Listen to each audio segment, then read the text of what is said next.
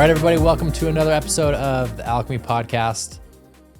Fired up for today's guest, John Taylor, founder, CEO, Grit Marketing. And tell me real quick, you went in-house on... Yeah, we're doing, 30% of our production in-house this year. And what's the... Mira. Mm-hmm. Mira, oh, that's exciting. It's a big step. Yeah, we're super excited. Yeah. Long time coming. We worked with a ton of different companies for a lot of years, and so we're excited to go crank on our own and work with a ton of other operating partners. So should be great. Step in the right direction. Yeah, no doubt. Yeah. So what I'm excited to talk about is I know JT in the door-to-door space. Don't know too much of JT outside of the door-to-door space. And I don't even know your entry point to door-to-door. How long have you even been in the space? 2015, post-mission, Vivint. That was my introduction to door-to-door. You were at Vivint. Uh-huh. We were at Vivint at the same time. 2015. Yeah, I did a half summer, had a great experience out in Mississippi, shadowed Nick Brown in San Antonio, Brown Vogelsberg, Mark Franson, it was that team, for a week while I got licensed in Mississippi. And then, sold 9 alarms in my first 6 or 7 days. It's great. And so I was like, oh, yeah, this is... Yeah. I remember one of the guys in San Antonio was like, oh, you found your thing. And I was like, oh, I think I have. And so, my oldest brother, I have 10 siblings. My oldest brother sold in 2007 and made $100,000 as a rookie in 2007. And so there was always this appeal, and they were successful. And then a couple of my other brothers didn't do as well. But that's my intro into door-to-door. So why'd you leave Vivint? Wanted to sell in Utah because I was going to get married. And that was the reason. That was it. Didn't want to do alarms in Utah. Yeah. Just wanted to do pest control. Did you ever sell alarms in Utah? No. Okay, so I'm sure it was great. There used to be this thing about hey, selling alarms in Utah is tough. There was one summer, it was 17 for me, where I was had my car packed, was going to go back out to that Mississippi, Memphis area with Brad Rossiter. And I'm like, I can't do another summer. It was would have been my 8th. And I'm like, I'm just going to stay in Utah and sell. So I didn't have a team. Neil Rogers had a squad here, got technician's number. I went and sold in Utah. I loved it. Yeah, loved it. We actually have a big team selling in Utah this year. Yeah. I'm sure they'll crush. Tons of money. People are super kind. I mean, it's there's a weird misconception you can't sell in Utah. Yeah. I think selling in Utah is fantastic. No, I'm sure it would have been great. It went great in pest control. Got married in July, so I sold May, June. And that was my switch to pest control. Got on the finance program, got introduced to GreenX, got recruited by a guy named Mason Bodie, went to GreenX, and then continued on. But my introduction to door-to-door in 2015 was just this scrappy, try to figure it out. I did some door-to-door sales in high school, doing my own water softener salt delivery business. In high school?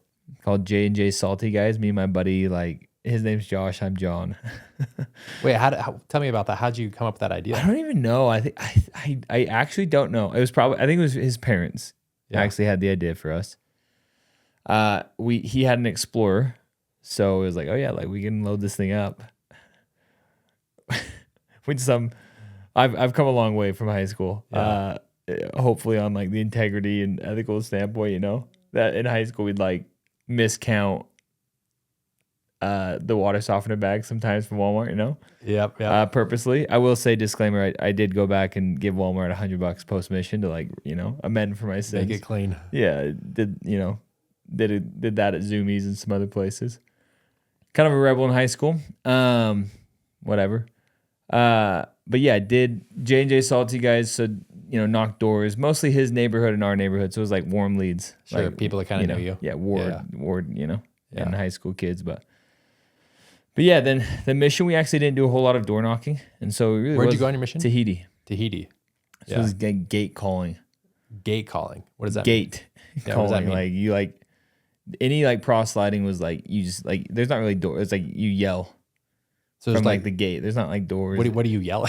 You're just out of someone's house and you're just yelling. Yeah, Yorana, Yakelkan. Is there anyone home? Yeah. And they would come because there's not doors. Tahiti's not. Yeah. Have you've been? I've never been to Tahiti. Bora Bora was my first area. It was amazing. I just know that Tony Robbins holds his his it's platinum finance mastermind there, right? yeah, it's incredible. Or is that Fiji? Fiji, He does it in Fiji, Yeah, and yeah. you went to Tahiti, different. Everyone confuses the two though. Yeah, that makes sense. But no, like got in door to door in 2015. I think like yourself, like hold it in high reverence, high regard. Yeah. We were just talking. I was in Cabo this weekend and was talking with Parker Anderton, one of our senior leaders, and like I think, especially when you're around other business owners, it's always easy to be like, oh, like, are we in the right business? Like, is there an easier or better way? Or like, and there always is, right? I think the grass is greenest where you water it. If you were in a different business, you'd have different problems. But the industry that we're in, we're able to work with so many young individuals like yourself when you were, you know, young. No, it seems that pest naturally draws a younger person. And we want to build a platform that can attract adults. I just got off on a call, like full-blown adults, with two guys. One named John Harsh, he's 41, and Jake Nold, who's 32. And they're both, their first summer was with us last year, and they both murdered it. Yeah. And so I want to create a business and a company that attracts this wide range of young and old. And why do you think it initially draws a younger person in comparison to like solar?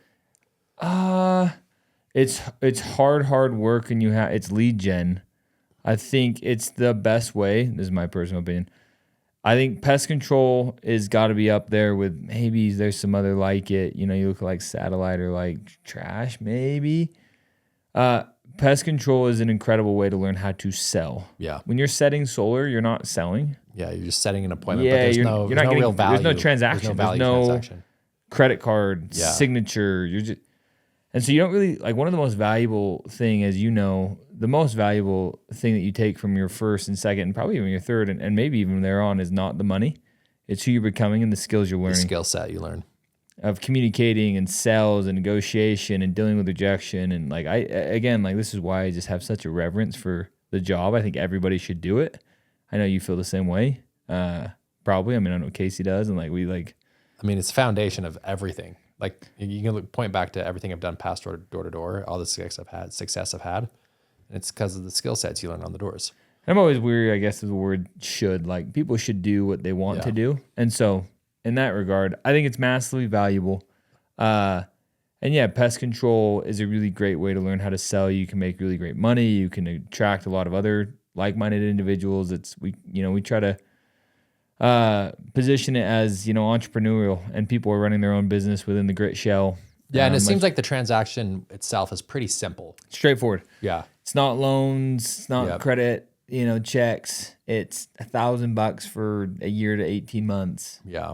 And you can make that decision pretty quickly. Right? Yeah. It's not this big, complex, moving pieces. There's not a lot of, and also it doesn't seem like there's a lot of like technology changes. So there's not like, you're not adding new products and it's not evolving. Low switching costs, low barrier to entry, service-based recurring revenue, like good margin. It's a really, I'm not a pest control guy. Yeah.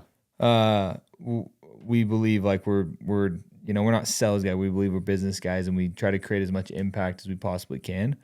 Pest control has been a really beautiful vehicle that we've done that in, and we'll hopefully continue to do that in. And so, pest control as an industry, I'm bullish on. It's kind of just been steady. Like the solar coaster kind of came and then went and then came. And then right now it's still really good. It's just more situational. Yep. Like solar is just more situational. If you're in the right situation, you can print cash and you can kill it. If you're in a harder situation, it's tough. You can make no money. Yeah. Like, zero. And how many people do you know? I know that on the opposite hand, people make tons of money. And so, it's just more situational. Alarms is really great. It's a harder sell. More complex sell. More complex, more emotional. Mm-hmm. And which has its benefits as well. And Vivid's obviously just like incredible aspirational company in so many ways. And so, I am a hardcore door-to-door guy. Like I sold Elitely for a long time, and loved it. It's simple. It's rewarding. I love it. Well, I want to know the secret of what you're doing over there to get people to get golden doors. Because it's like no company other than your group produces such a high rate of Golden Door winners, Yeah. right? So for those who don't know, Golden Door is an award you receive as a sales rep for being in the top 1%. Yeah, from a your third-party industry. company, from Yep. Sam's company, right? Yep. So Door Sam, Experts. Sam, who's done a lot of stuff with Alchemy, has a company that will verify as a third party performance for sales reps. And if you're in the top 1% performers, you receive a Golden Door. And Grit is known for just producing these Golden Door. Like no per capita, like no other company is producing as many Golden Door winners as you guys. Yeah, and it's for not even sure. close, right? I think we have the most, and certainly for the amount of reps that we've had. You know, Yeah. we had like 1,000 last year, and had 24 Golden Doors. That's insane. And then the year before had 700. I've had 37. I think we have like 85. I think leadership really matters and culture really matters. And Grit, we have a standardized, transparent pay scale. We don't do sign-on bonuses, and we don't, pay the highest commissions. You can earn up the commission, and I think we pay market and we pay really high commissions, but that's not like you can't leverage and go get a higher percentage. And so if you are more driven to go get a deal or to go deal shop and try to like leverage and try to get a high commission, you probably just won't come to the Grit. Like we're value chases value. Like we're down to pay high commissions, and people, I think, our numbers, and we get them verified. Like I think our people make a lot of money. Yeah. But a percentage is only a portion of the earnings pie. And it's an important part, but like production is a really important part. And so you actually have to be down to do the work. And we like culturally and try to like preach, leading from the front. Yeah. How do you instill that? I mean, because it's like people. I mean, they've had a couple of great guys in Alchemy. Yeah. Lawyer Driggs for one. Yeah. And he was just like Murdering on this, like his mindset was just whatever it takes. Like I will knock until Thanksgiving, to like get this thing done. Like, and that's from my experience, kind of having fingers in a lot of different companies, it's really rare to see people that committed for that long term. And that the Golden Door is such a big deal. Yeah. For the Grit guys. Yeah. And for some people, they don't really care. Right. So Yeah. I'm curious, like, how do you get that vision? These people so bought into that concept. It's what Mendez says, right? Like culture is just what we do, how we do things around here. It's like leading from the front. We try to lead from the front. And so you look at like lawyers leaders, for example, like Zach Seeger just did $60K last week, his first week back. He's going to go sell a lot this year. Like a lot. Won't say it out loud but there's some crazy things that and goals and I think he'll go do it. And so when you have a leader who's down to do the actual work and who's leading, you become like those who you surround yourself with. This has been my mantra the last couple of years because I've seen it again and again and again. Leadership matters. Yeah. Actually, like it really affects everything. I say it all the time. The people on the journey are the most important part of the journey. Who you surround yourself with really affects how you view the world. And so, yeah, I think that's something that we preach, that we've done personally, that our leadership, you look like our senior leaders, like almost all of them have sold elitely, and then it trickles down. And it doesn't mean that like selling is the most valuable thing, but we are in a sales job and there's recruiting. But at the end of the day, like bringing revenue in the door is done by selling on the doors. And so, yeah, when you have leaders who are down to do it and have done it at a high level, and then it's what you preach. It's like what you focus on, energy, the whole, focus, energy flows, whatever this thing is, right? Yeah. So are you spending time? Do you actually like talk about, Golden Door is a conversation that's happening all the time. For sure. Yeah. And goals and we're doing Grit Progression Series next week. Todd's going to come speak. And the last thing we'll do in the whole conference is this massive like goal setting, and visualization. And it's... Break that down for us. What does that look like? Yeah. So I'll finish, and I'm a massive believer of, as a man thinketh, principles of all things are created spiritually and physically. Whether I'm a believer or not, like that's actually true. But we like talk about it, right? And so and I know you talk about all the same things, right? It's the spiritual manifestation of your goals, and it's the priming, and it's doing all the things of, okay, what do you want? Okay, what does that feel like?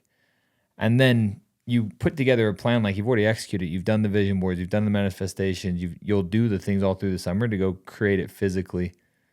And then it's getting really crystal clear on your goals and then why you want those goals. And then if you do those things, you'll go chase it. And, you know, more than likely, especially if you're surrounded by the right people, like you'll get there. Yeah. And we've done it, like you said, with so many guys. And it's always so cool. Like I call everyone when they hit it, and I have the same conversation that Bridger Thomas had with me when I hit a golden door in 2018, which was like no one at Green Accident before I sold 1,000 accounts. It was like me, Mitch Matthews, and like 4 others. Like not as many people won golden doors back then. And Bridger called me and said, hey, you should be so proud of yourself for the rest of your life. You'll be able to, and when someone asks, tell me about a time where you did something hard or where you were in the 99th percentile, you can say, oh, let me tell you about summer 2018. And that's held true. And so like, as you can tell, and I'm one of, I'm a leader at the Grit, I massively value it. Yeah. And I talk about it, and I talk about the difference it can make. And so again, it's not to say that it all stems from me, but I'm a loud and hopefully a strong voice, and hopefully a sea of voices that are cheering these individuals to go, close the gap between their performance and their potential and try to become the best version of themselves. One thing that's so inspiring from your point too, John, is, I was a BIM for a long time, and for you to be like the leader of the company and also say, hey, I went in and I did this. Yeah. Like I won a golden door, right? Like truly leading from the front is actually pretty rare. There's a lot of really great recruiters and leaders and managers at Vivint, but they never were like a 300, 400 account rep, and so there was always kind of like, from my perspective, there was great recruiters and then there were great salespeople at Vivint, but there wasn't very, very rarely where there was someone who was both. Yeah. And I think that's what's really differentiated your group from everyone else is not only do you guys, phenomenal culture and leadership, but you yourself actually went and did the thing. And that's really, really, really rare. Yeah, of the 4 kind of senior sales leadership in the sales program, I think they have probably like 5 or 6 golden doors between them. And yeah, it's this interesting thing you talk about. Like you think about like Todd, who I don't think ever really like sold, and didn't go out and like we go out on charity day and we knock. Sure. And I just went and knocked in November, right? And you like. It humbles you, like it pretty like quick. Gosh, dude, it's such a hard job, and you forget. You like forget. You get off. I the went doors. and knocked in 2021, and I didn't knock for 2 years, and I'm like, oh, I got this. First day, I'm like, well, damn, I forgot this. And you kind of think that like, oh, like I run this big sales company. Yeah. People are gonna like, no one cares. Yeah, like it is the great equalizer. Yep. Where Todd led from the front was in recruiting. 100%. Like he was in the trenches with guys until 2 or 3 a.m. No better recruiter in the history of the space. And he did it. Like, yeah. And it's interesting, right? I think when you say that, people are like, you say no better recruiter in the industry in this space. People are probably like, oh, he was so convincing. Mm-hmm. And he was so like good with his words. He is those things. Dude, the guy just worked harder than everybody else. Yep. Like that's what made him the best recruiter is whoever speaks the loudest and longest wins. Dude, Todd was down. Yeah. To meet when most people wouldn't meet. Yep. Todd is and he still does. Last week we're at his house.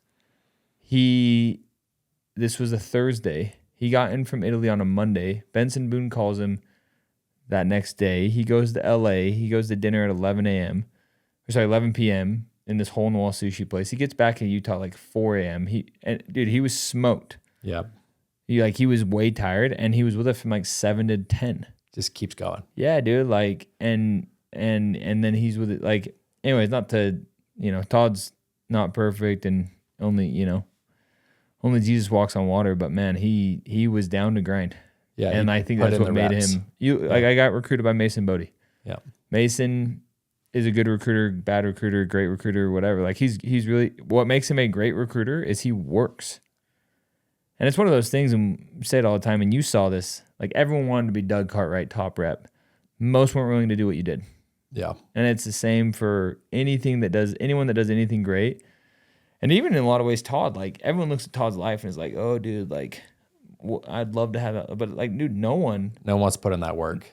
For 30 years. Yeah. It wasn't like this quick thing. No, it was 30 years, 3 decades of like grind.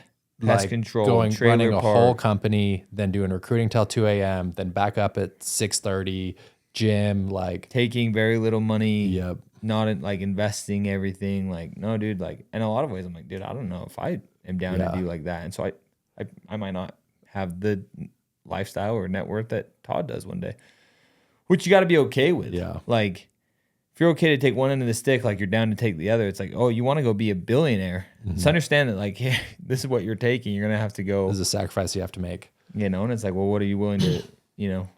Well, Bob, I was to add to that, Bob Nilsson, who is the CEO of GreenX, really influential leader in my life. One of his mantras was, what do you want? What does it cost? Pay the price. And it's like this really simple way to look at things of like, okay, get clear on what you want, understand the cost of that, and then, you know, go put in the work. On that note, you know, one thing that's very evident, especially at this time of season, is you're sitting down with guys. I'm going to go be the top rep. I'm going to go get a golden door. Like everyone's saying that. Talk right has now. never been cheaper. Yeah. Talk right now. It's this the time cheapest of season, it's ever been right now. Everyone's winning a golden door, right? Everyone I talk to is winning a golden door. For sure. Right.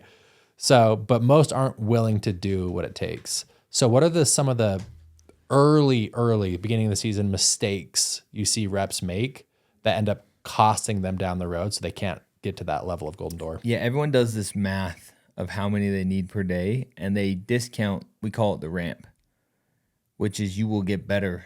It will get warmer. It will get more buggy. You're going to have more trucks in the neighborhood. And like, you know, and so it's maintaining, as you know, the most important thing in sales is belief. And so it allows yourself to, even if you're below the quote unquote average of what you need to do, you stay motivated because you keep believing.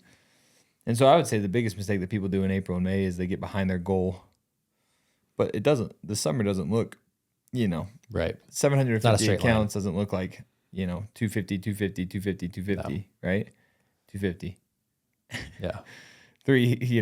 3 months of that or 4 months of 200, whatever it is, it you know, it might look like, you know, 150 to 180 to 220. Then you have your best month in July and August.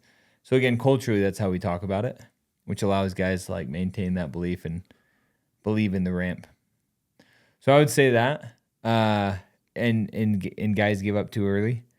I would say in general, right? Like people stress and cause more problems. It's like keep believing, stick to it. It's like don't look too much into, and then just keep it all in perspective of like, you know, like you said, it's like I'm gonna do a golden door, my life's over. It's like no, it's not. Yeah. Like life goes on. Yeah. You only went and made 200K. Dang it. Yeah. Life goes on. Like we're so lucky. We're so blessed.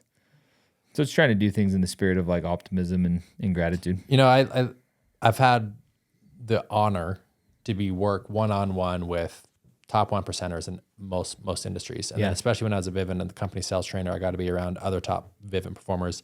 And I would say the number one trait, to your point here, that the top performers in personal sales all have in common is like this insane level of self-belief. For sure. Like regardless of what's happening, regardless of their numbers, regardless of how many days in a row they've been in a row, it's hot and muggy and rejection, you know, they have the same self-belief they do the first day of the summer when they're excited as the same as Wednesday, July 13th at 11 a.m. in a random neighborhood. It's 110 degrees. And that radical self-belief of I can get this done no matter what is the one trait that they all possess. Yeah. I mean, I've for 8 years now gave the same 3 keys to success on the doors. And the number one is self-confidence and belief. Yep. I talked about it at the sales Alchemy, right? It's that. And I think even there though, right? Like people will look at guys or gals that do well in this job. And that's what's so beautiful about this job is you don't have to be a certain personality or look a certain way to do great at this job. Nope. Like tall, short, like there's like you don't skinny, have overweight, nothing. Doesn't matter. Like, it actually doesn't matter. Doesn't matter. Personable, awkward. Yeah. You look at some people slightly like, autistic. literally, like really, all of it. Yeah. All of it. But what people that have in common is what you're talking about is this insane self-belief. But even then, people are like, well, dude, I just don't believe in myself as much as that person. They probably don't believe in themselves as much as you think they do. Everyone has self-doubts. B, we all go through cycles. And so, no, it's not this like 10 out of 10 confidence all summer long. Like, no, sometimes you're like, Judas, can I do this? But then you go, you put in the work and you build that self-belief. And so even then, like, you have moments of self-doubt over time as you prove to yourself and you give yourself results. Like, you will have less and less of that. Yeah. You know, you look at like Zach Seeger, week 1 goes out and does 60K and he's going to go do an insane amount this year. Like, he has very little self-doubt. Yeah. But it's because he's done it again and again and Yep. again. But before he'd ever sold 1,000 accounts, whatever, he hadn't. Yep. And so it's little by little. It's not 0 to 100 usually of like, oh, I'm, you know, but it's believing you can get there. Well, to your point too, one thing that is so true is even the top reps still doubt themselves. For sure. Right. I remember in 2014, that was the year I was like the guy, and finished number 1. And I remember even going into like the last couple of weeks of summer, I'm like, I don't know if this job's for me. Yeah. Like I gotta get off the doors. First I don't know if day this is of for me. every summer, you're like, Yeah. did I forget to sell? Yeah. How to sell? Like, what's going on? Am I sure I want to do this? Yeah, for sure. And that's normal. And I think it's actually when you can embrace that, and actually a big unlock for a lot of sales reps is rather than fighting that voice in your head as if that's wrong, you actually accept it as normal. Like, oh, there's that voice again. Some of the best advice I ever got in sales is don't believe everything you think. For sure. Right? Because that voice is going to be like, you're not good enough. You got lucky. Right? And it's like, oh, there's that voice again. That's totally normal. Back to work. And I think like taking it to a macro level, and the beauty in what you're saying is that's every person in the world all the time. All the time. Yeah. Like Tony Robbins doubts himself. Yeah. He probably does way less so today than he did 20 years ago. Right.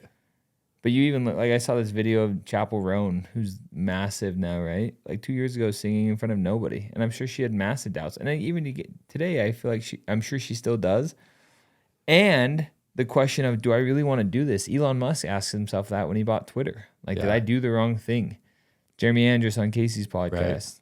Right. I got 2 hours into it, and I was like, I did the wrong thing. Yep, I'm in the wrong industry. But no one looks at that and is like, oh, dude, this person has it figured out. Doug Cartwright has it figured out. John Taylor, like, I don't, you don't, we don't, no one does. And that's the beauty in the journey of life, right? Is this continual, like, never-ending struggle of trying to get better, trying to figure things out. But you won't. Like, you'll do really great, but you're not going to do it perfectly, and you won't have it all figured out. But hopefully, like, the relationships and the impact you have, like, that's the good stuff in life. Yeah, totally. One thing that was a massive unlock for me on that was when I really settled with this concept of that no matter what level of external success I achieve, 100 million in the bank, house, car, hot wife, right? Which I have none of those things right now, right? But understanding that if no level of external success was going to then allow me to transcend unpleasant inner experience, such as insecurity, self-doubt, fear, anxiety, stress. Like, I'll never get to a point where I don't experience self-doubt or insecurity or fear or anger. And so really what the opportunity is there is actually, and it's so applicable for door-to-door, is not how do I not feel that way, but actually how do I get better at feeling it? Like, how do I actually get better at continuing to go work a full day, even when I'm anxious? Yeah. How do I get better at waking up and going to the gym, even when I've got self-doubt? How do I keep recruiting, even when, I may have lost a big team or the industry's upside down or things are changing? How do I keep working with anxiety and self-doubt and fear and overwhelm? Because the reality is you'll never transcend those emotions. And when I really swallowed that pill, it sounds counterintuitive, but it made my life a lot smoother. Because I would stop fighting, like, oh, I'm anxious. How do I not feel anxious? I need to go do this or whatever. You just oh yeah, it's just anxiety. It's a normal experience. It's going to be here. How do I keep going anyways? Yeah, you've conquered the second question. The follow-up question to those feelings that you have is, what's wrong with me? Yeah, right. And it's understanding there's nothing wrong with you. That is the human experience. Yep. And what you said, it made me think of, we went to Egypt in October. Looked like an unreal trip. Insane trip. I was following all your stories. Yeah, really great trip, super cool, incredible people. Like, we had just this really great trip. Lloyd was on that trip, right? Like, we had just this really awesome trip. At the last night, we were in this desert, like 4 hours from Cairo, like middle of nowhere desert, doing the whole thing. And we do this fire, and we all come together, and we start sharing experiences. And one of our senior leaders, Will Nilsson, whose dad I just talked about, Bob, who's done extremely well. So he's like, you know, lived in Miami, lived in penthouses, like has lived at a high, you know, the high life or whatever. Said something that was so insightful to me. He said, guys, the wealth that we have experienced this week is a wealth that most billionaires will never experience. Traveling with people that you actually like. And he said so many people work so hard to then be able to spend time with their friends. Where we have it really beautiful at a place where people like each other is you get to work with your people. You know, and I think that's, again, it's like life's too short to just to make. It's a hard thing because oftentimes you have to, right? But man, if you can figure out a way to do life with and to be on the journey with people that you, I always say two things. You should do business with people that you, one, trust, and two, inspire, that inspire you. One, trust is twofold. There's competence and there's integrity, right? You might trust my integrity, but you don't trust me to cut your hair. And that's speaking to the competence. Two is you should work with and try to surround yourself with people who inspire you, who are doing things that you're like, man, I wish I was more like that person. They inspire me. I want to do more of the things that they're doing, understanding that they're imperfect. Because again, otherwise, like, time is going to go in 100 years, our grandkids will barely talk about us. And so it's like, what is the kind of life that we live? What are the relationships that we have? And hopefully, what is the kind of impact that we had on people? And that's where we look at, you know, guys that you worked with and yourself that, you know, inspire us. Yeah, I think that's so well said. And it reminds me of a quote from Naval who says, if you wouldn't work with someone for life, don't work with them for a day. And I like that mentality because it's just to your point, right? It's like, the reality is like, I mean, I don't know, how old are you? 30, right? I'm 36 and I'm like starting to feel like, I don't feel old, but I feel like I'm not young. Yeah. It's like the first time I've ever experienced this, Yeah. you know? And I'm like, man, I'm not young anymore. And, you know, life is feeling like really short. Like 100 years isn't really that long. Yeah. And it's like, it's not worth it. You know, so many people that I've worked with in coaching and in the door-to-door space live in this happy when syndrome. For sure. Right? If I just grind and hustle and suffer and I'm miserable and push myself and I hate it, but I get these things, I get money and status and a golden door, then I'll be happy when. Yeah. When that happens, I'll finally be happy. Spoke to this at your conference. This Right? The happy when fallacy. The happy when syndrome, man. And it's just like that happy when syndrome will always be a part of life because you're always chasing. You know, an insight, this is like a deep Buddhist principle. And it was this concept of desire. And it was like, when have you ever gotten something that you wanted that ended all desires for everything else? No, there's always the next thing. Never. It's like the moment you get something you really, really want, there's always another thing. And so it's understanding that, you know, from my perspective is that I actually think that getting what you want is actually really overrated. Because we make it to be this, oh man, as soon as I get that golden door and I have $1 million in the bank, right?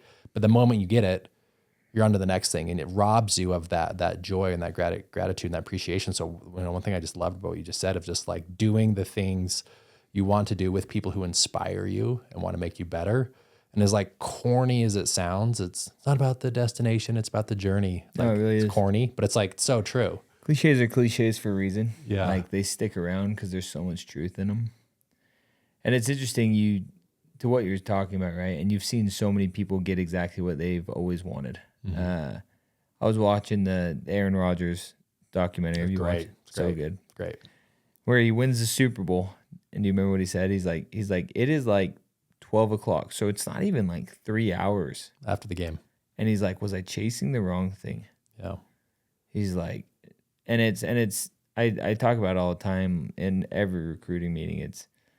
And in most of the time when I speak, it's, you know, in life, we have these mountain peaks, these goals that we want to go chase, and you work so hard and you get there, and what happens when you get to the top? That's what you're talking about. Yeah. It's you see the next mountain peak, and then you go, and there will always be another mountain. Like, that's just who we are as humans. We want more, we get this, and we want more, and we want to now continue to level up. And a lot of it's like noble desires. It's like, no, I want to be the best version of myself, which is a never-ending pursuit of trying to become, you know, close that gap between where I am and where I can be.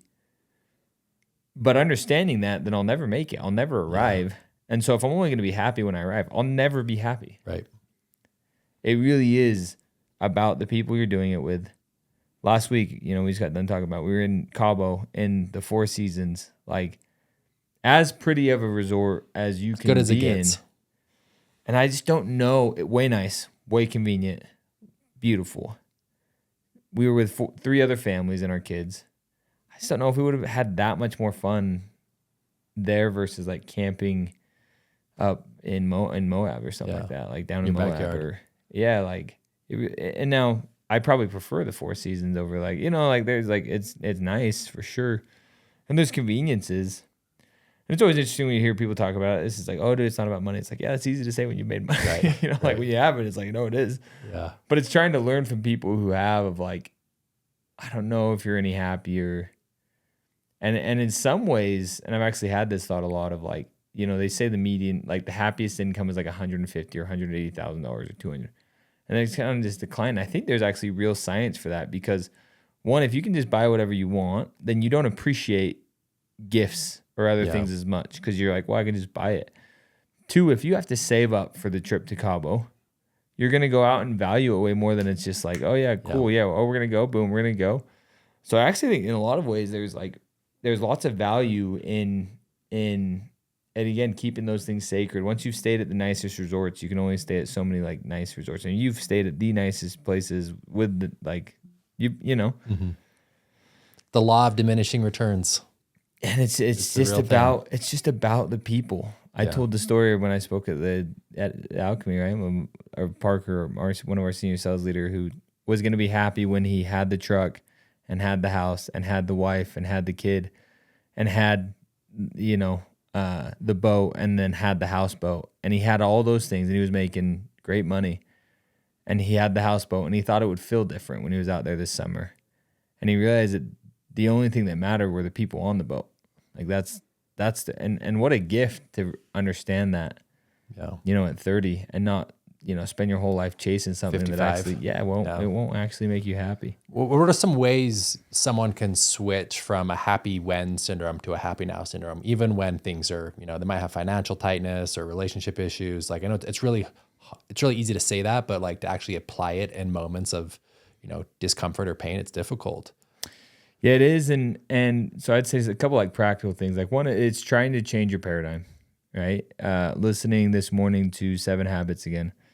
And it talks about the lady who, he's talking about Viktor Frankl, who was in Auschwitz. And he's like, you can take away my everything from me, but you can't take away my freedom to choose. There's, stimulus and response. And in between stimulus and response, there's a choice. And so the fundamental thing when people are happy is when they understand that happiness is a choice. It's not a chase. Like you are choosing whether or not you're happy. And so some practical things that you can do, and we've talked about this, like therapy has been massively valuable for me. If you can afford therapy, it's this luxury for people who can afford it. Like it's such a gift. And there's probably good and bad therapists. Mine's really good and like has been amazing to like help me orient, and it's like a life coach or a life coach. Call it whatever you want.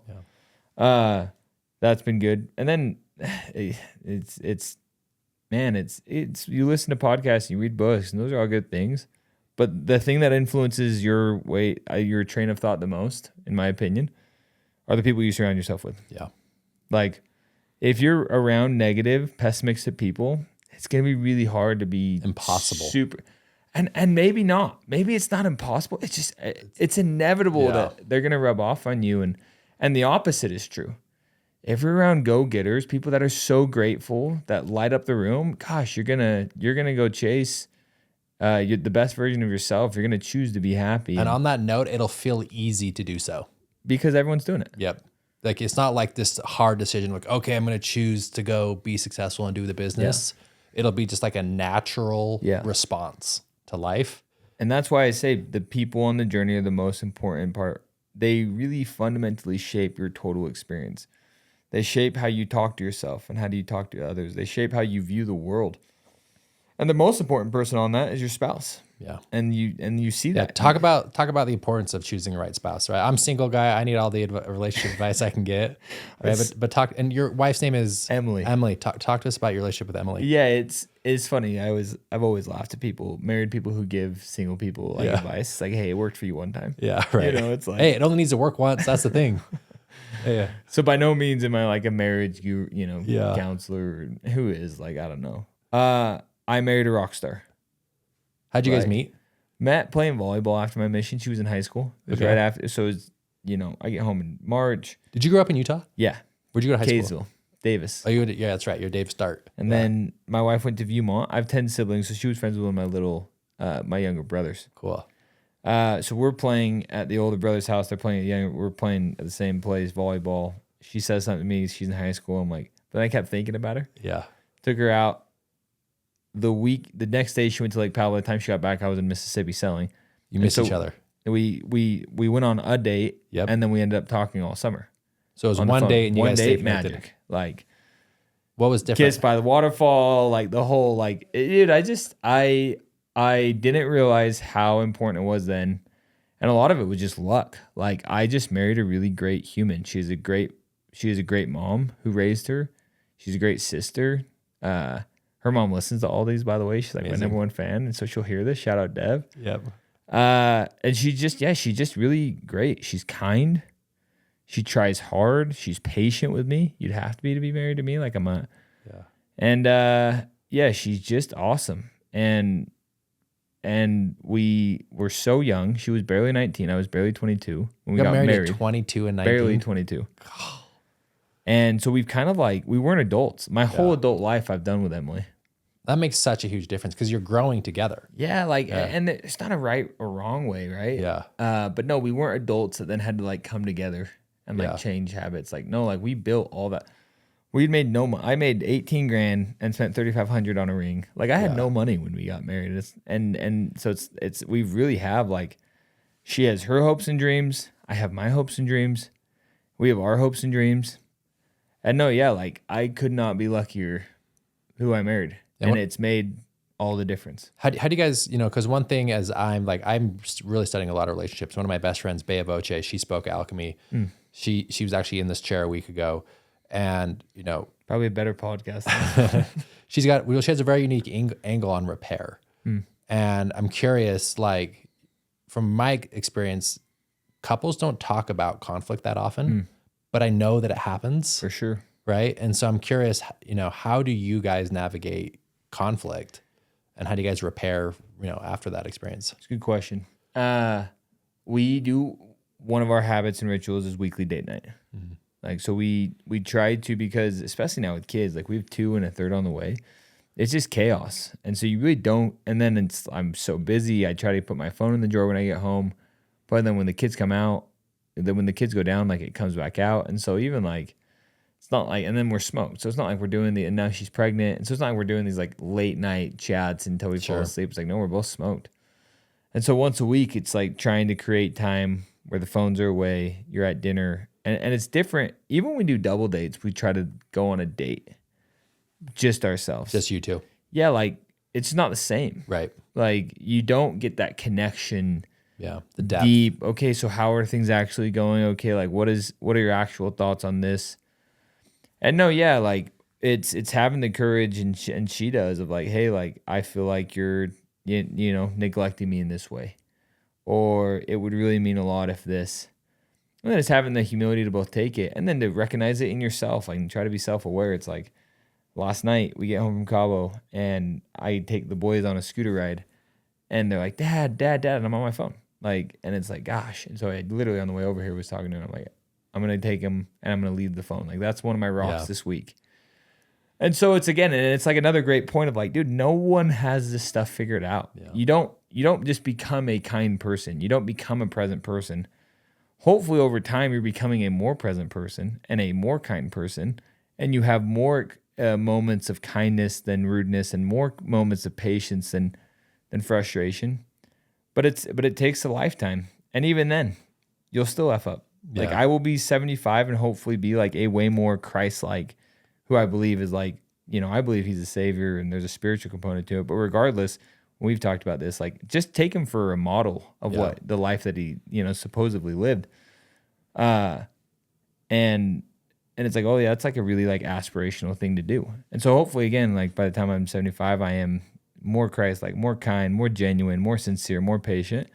And then one of my kids will do something and I'll freak out and lose my, it's like, you'll still mess up. Yep. And so it's giving yourself grace to understand that's the life journey, but hopefully you're getting better.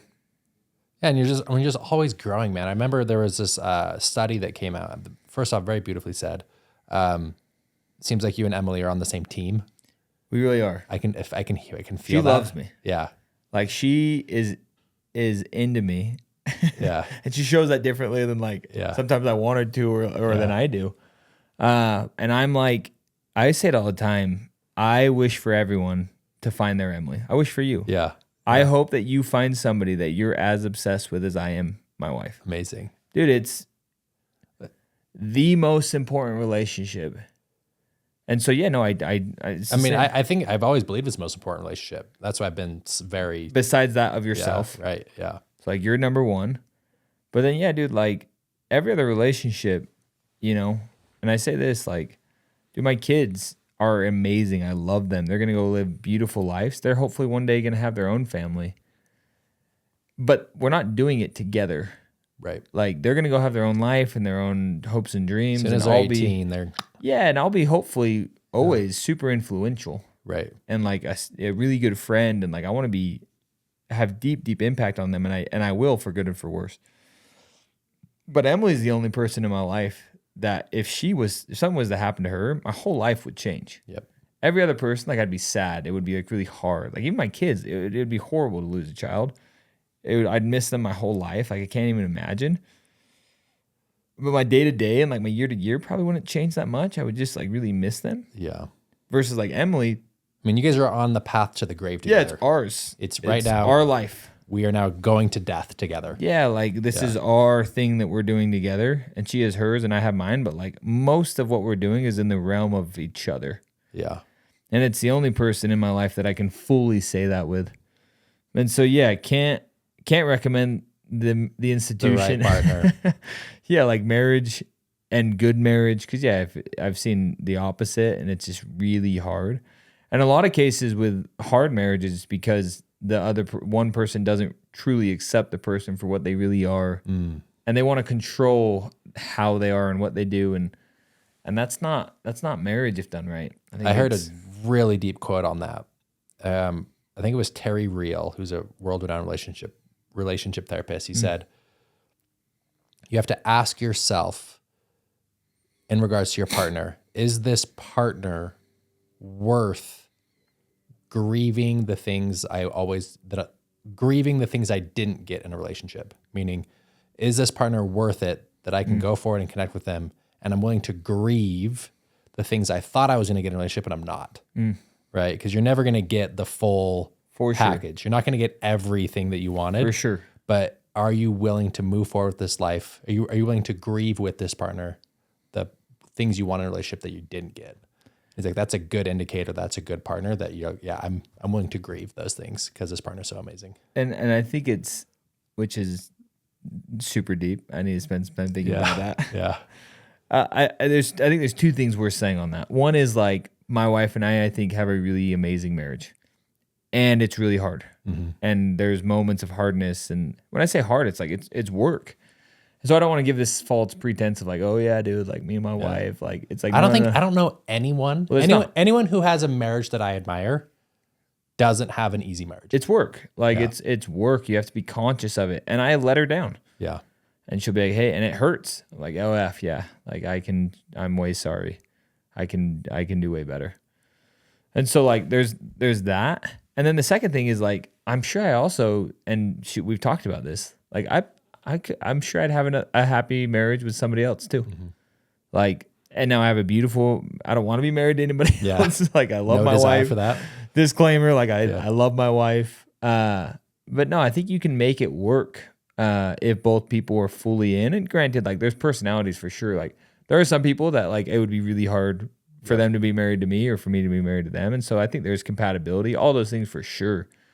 But I don't think there's like one person. And again, it's not like me and my wife have this like, frictionless, seamless marriage.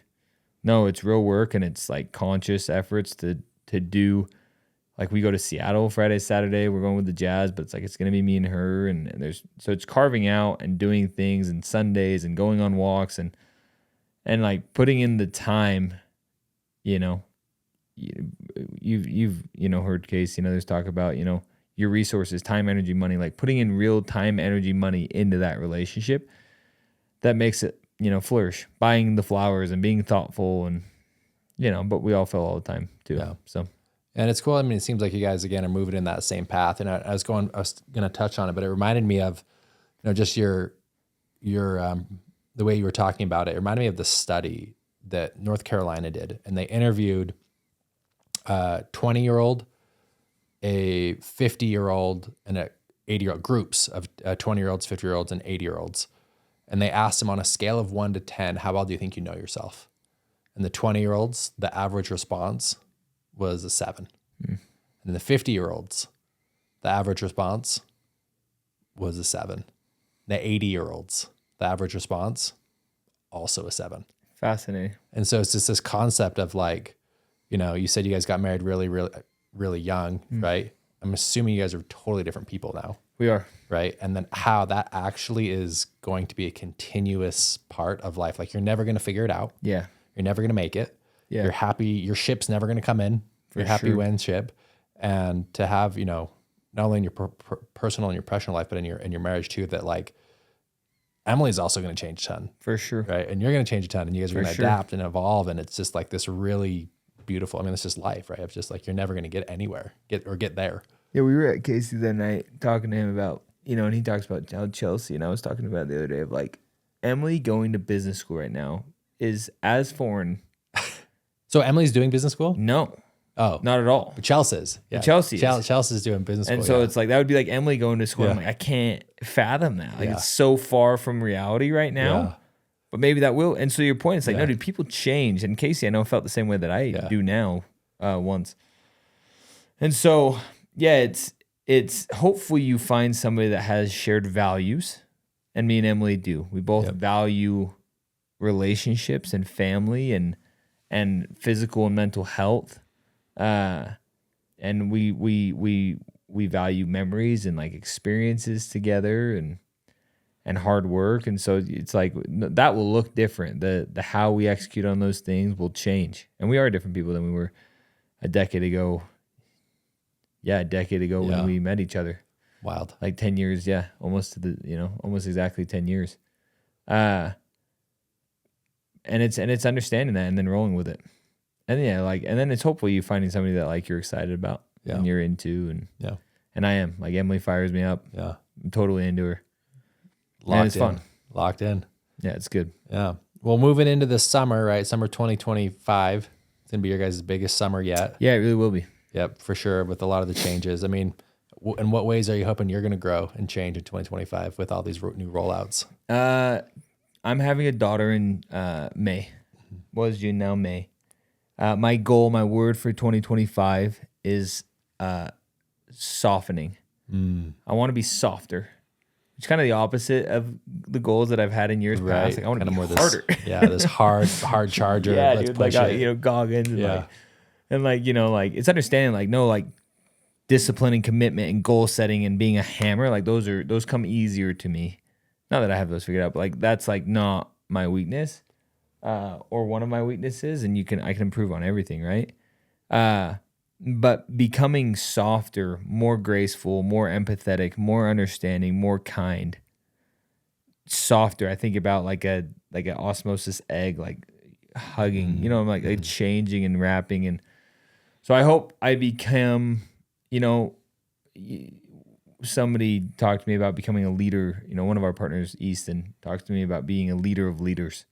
So as I lead leaders, we just got off of one of these calls. It's like, no, I want to be firm when needed to be and soft when, and it's both, right? Have you heard that Brene Brown saying? No. She talks exactly about it. She says, soft front, strong spine. Yeah.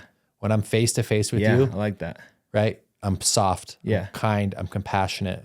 Right? I'm in tune. Right? but my spine's strong enough that you can't push me over. Yeah, I want to be stronger and softer, and it's that, and it's I want to be a whole person. I want to have all the tools. I don't want to be a hammer. I want to have a hammer, and like when we need to do that grind and like get it done and like go execute, and then I want to be loving, and it's what one of our guys Brock talked about one time when he was, and it really stuck with me, is I want to live an and life. Like I want to be really disciplined and really kind and a great father and a great leader and a great friend and really empathetic. And I think you can be. It's there's this, I think, this fallacy of what you talked about earlier, like, oh no, I'm this way, or like I'm this kind of leader. And it's like, no, like we all have natural tendencies and strengths and weaknesses, but we can all improve. And like core and fundamentally, I believe that like we can, work on things and evolve and change. Yeah, evolve and change. Otherwise, I wouldn't want to spend time with therapy or any of this stuff. It's the Alan Watts quote. He says, "You are under no obligation to be the same person you were 5 minutes ago." Yeah. Right. We can change anytime. Yeah. We can, our self concepts are actually made up. Really, if you break it down, we can make up our own self concepts, and we can change and evolve and take on new skills. And, at the end of the day, that's why I love door to door. For sure. Right. Because you can't hide. You cannot hide from door to door. No. And it will expose your deepest insecurity, and you have an opportunity to show up, and at the end of the day, why I love door to door is that it's the most incredible avenue for personal growth and development than any other thing that I've seen so far. Yeah, I agree. Yeah. I call it the fiery furnaces of the door. Yep. The doors. And it really is this great equalizer of, doesn't matter if you knock a door, you don't have like a 1 above your head your first year, you have a 10. It's like, no, like they don't know who you are. It's the great equalizer. The doors are no respecter of persons. And then, like just in general, and you see this, it's like, don't skip steps. Yep. Have to respect the process. Yeah. Like go learn how to sell elitely, and then go and learn how to manage and work in systems and processes, and then go how to, learn throughout that process, how to lead, and then how to lead leaders. And then, like go create so much value that, you become, so influential or so impactful in a company, or you go start your own.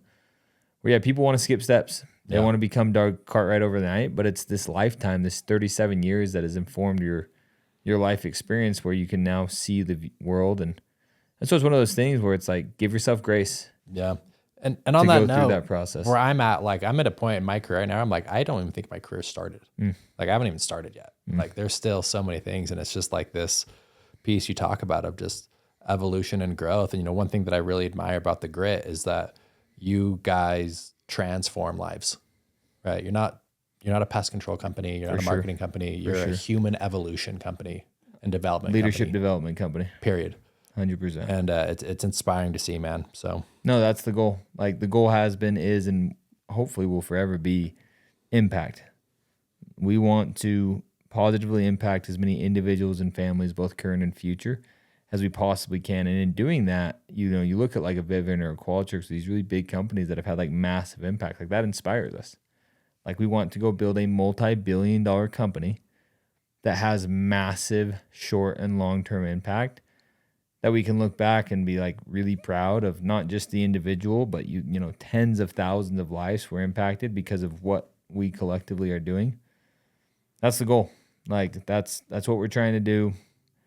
If the Grit ended tomorrow, I'd be way proud of what we've done. Yeah. We've made tons of mistakes, and I have personally, and we have as a leadership group, but we've tried really hard and have had a lot of good come out of it. In the same vein, I think the best is yet to come. We're at the bottom of the mountain. It's interesting. You talk about like being 36 and, in your 20s, young 20s, it's like, you hear people say things that like, oh dude, I want to be done. And I said like, oh, I want to be done by I'm 35. Yeah. And it's so interesting. It's like, done to do what?